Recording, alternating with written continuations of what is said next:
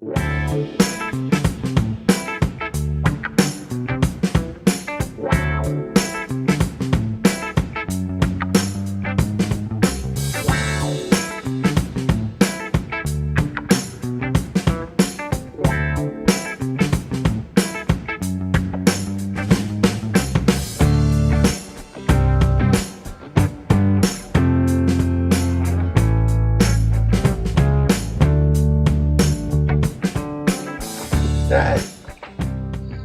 welcome back.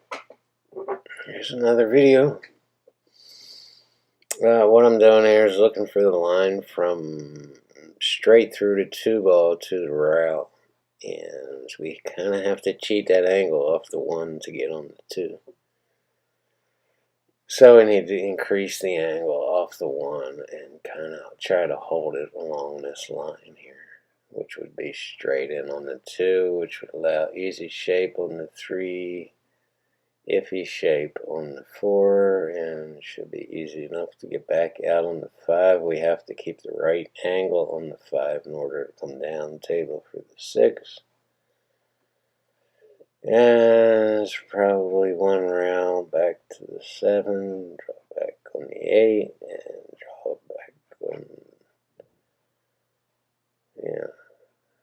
draw back on the 7 to the 8, 1 round.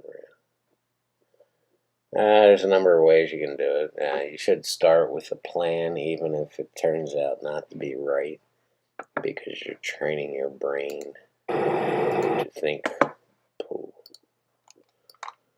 It's good enough. There's some problems we're probably going to run into here. I really don't remember much about this rack. It was taken a couple weeks ago. I'm trying to hold that. Yeah, so I shot it soft. And I didn't, if I'd have gone further down table, I'd have got behind the 5 and the 7. So I'm settling for a long shot and go to the rail behind the 3. That 8-ball helped me out a little bit. This all goes in here. So left hand shot, not the best way. I do not recommend doing that. Get out the rake. Take the time to do it right. Really, unless you're really well practiced with switching hands, I wouldn't mess with it.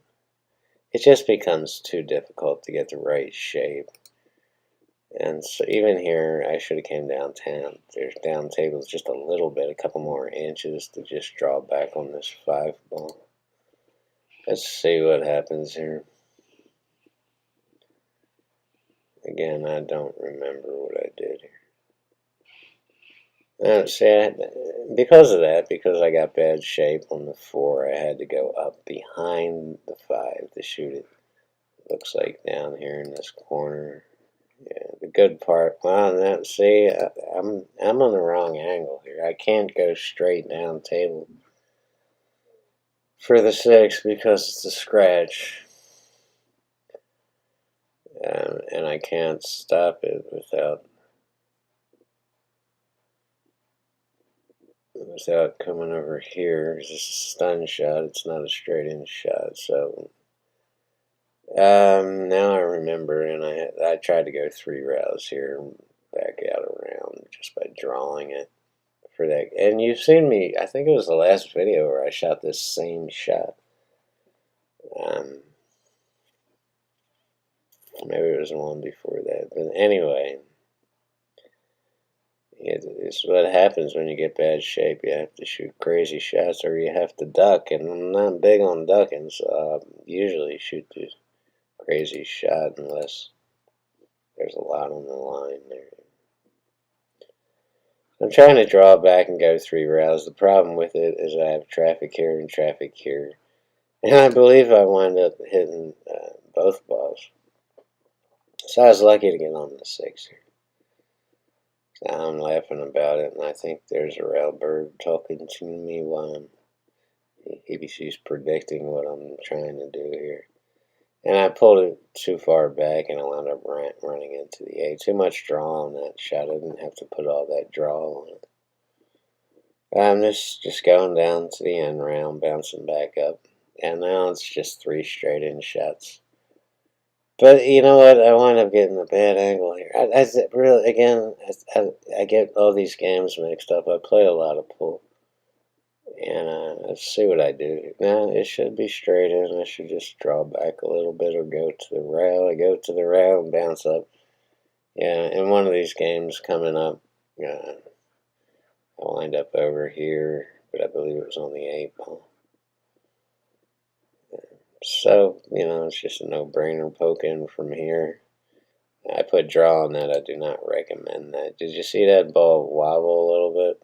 Yeah, it kind of shook a couple rails in the pocket, and that's from putting draw on the ball.